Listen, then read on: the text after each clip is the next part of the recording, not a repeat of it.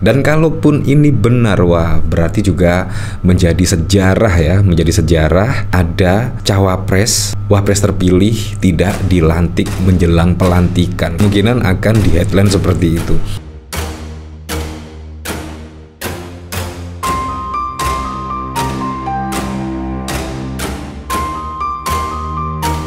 Sebelum menyaksikan video ini, pastikan bosku jangan lupa subscribe, karena subscribe itu gratis plus bonus tonton video terbaru setiap harinya.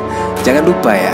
Pasti juga tanggal 10 Oktober ini menjadi momen yang mendebarkan. Ya walaupun menurut saya sih 90% itu tidak bakalan lah diputuskan, yaitu keabsahan pencalonan Gibran Rakabuming Raka. Karena apa? Ya jelas lah pendukung dari Gibran ataupun Pak Prabowo pasti juga akan marah lah terkait putusan dari PT UN. Nah bahkan dari Profesor Jim Lee, wah ini juga sangat mengejutkan sekali ya. Jim Lee, hakim PT UN bisa ditangkap kalau batalkan pencalonan Gibran. Nah menurut saya, wah sudah dipastikan lah putusan PT UN tersebut pasti juga akan meloloskan Gibran lah, setidaknya menjadi cawapres terpilih dan akan dilantik pada tanggal 20 Oktober. Menurut saya itu sudah jelas ya, dan menurut saya juga tidak mungkin lah menjelang pelantikan tiba-tiba pencalonan Gibran dibatalkan. Dan kalaupun ini benar, wah berarti juga menjadi sejarah ya, menjadi sejarah ada cawapres, wapres terpilih tidak dilantik menjelang pelantikan. Kemungkinan akan di headline seperti itu. Ini sungguh mengejutkan sekali. Nah,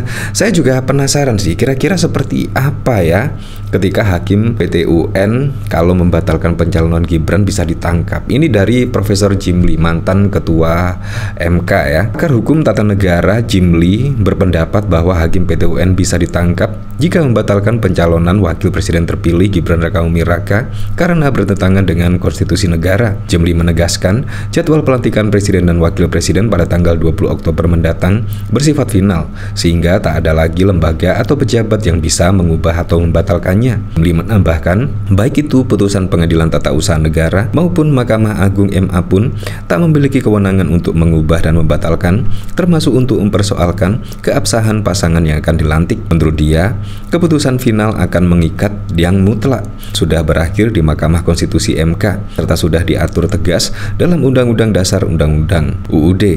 Dengan demikian, lembaga seperti PT UN tidak berwenang mengubahnya. Kita lihat dari sini memang tidak berwenang ya, karena Prof. Jim Lee ini adalah juga ahli hukum tata negara. Nah, jadi ya bisa menjadi rujukan di sini. Memang sangat bau sekali tiba-tiba akan dibacakan putusan PT UN pada hari ini ya, dan itu kemungkinan juga yang dinanti-nanti oleh masyarakat ya, terutama Gibran Rakabuming Raka. Semenjak pencalonannya sudah ada pro dan kontra, dan bahkan ada putusan Mahkamah Konstitusi pada saat lalu yang cukup mengejutkan publik, dan itu juga dekat-dekat di hari pendaftaran di KPU ya. Tapi memang itulah keadaannya, dan itu juga bersifat final dan mengikat. Dan kalau PT UN di sini tiba-tiba membatalkan pencalonan Gibran, menurut saya juga sangat wow sekali. Yang dipermasalahkan itu adalah KPU. Kemungkinan ya KPU-nya yang mendapatkan masalah, bukan Gibran ya, kemungkinan seperti itu. Dari sini juga hari ini PT UN putuskan keabsahan pencalonan Gibran di Pilpres 2024. Nah dari sini saya juga penasaran, kira-kira komentarnya seperti apa ya? Apakah banyak yang setuju kira-kira kalau Gibran dibatalkan pencalonannya pada tanggal 20 Oktober mendatang? Dari Yanti, gaji hakim udah dinaikkan jadi harus, oh iya cukup masuk akal sekali ya. Dari official Abah, sah tok tok tok, ya elah tinggal beberapa hari dilantik masih ribet aja. Terus kalau gagal siapa wapresnya? Kaisang. Semoga putusan PT UN yang terbaik untuk Indonesia.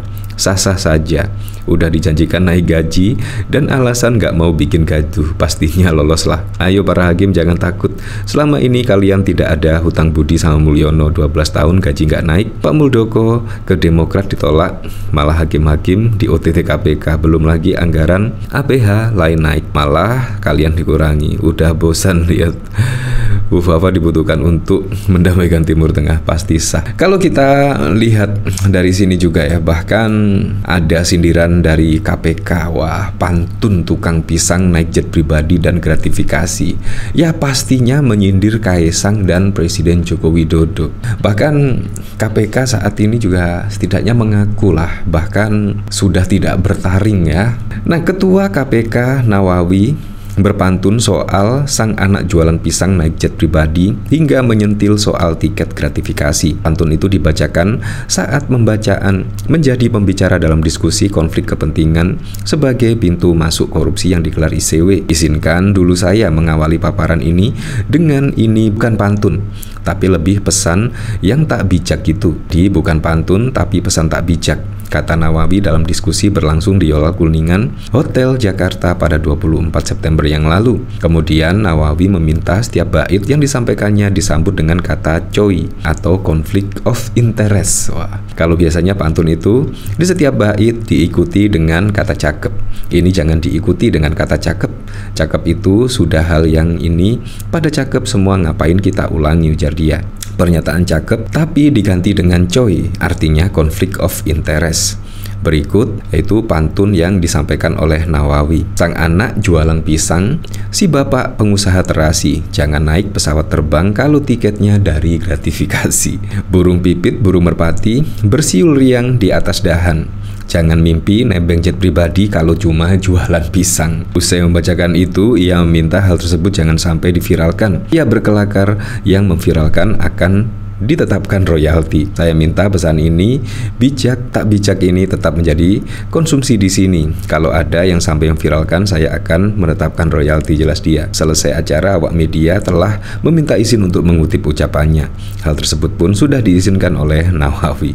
Pantun dibacakan Nawawi mengingat orang pada kasus Kaisang Pangarep putra bungsu Presiden Jokowi yang viral naik jet pribadi untuk bepergian bersama istrinya Erina Gudono di Amerika Serikat beberapa waktu lalu. Ya seperti itulah, jadi sangat bohong sekali lah.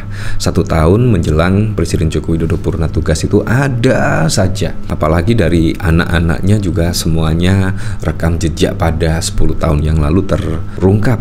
Mulai Fufu Fafa yang dikait-kaitkan dengan akun Kaskus milik Gibran, dan bahkan juga Profesor Jimli mengakui kalau akun tersebut identik dengan Gibran, dan bahkan Roy Suryo menyebut 99,9% akun tersebut milik Wapres terpilih yaitu Gibran Rakabuming Raka. Nah, bagaimana menurut Anda?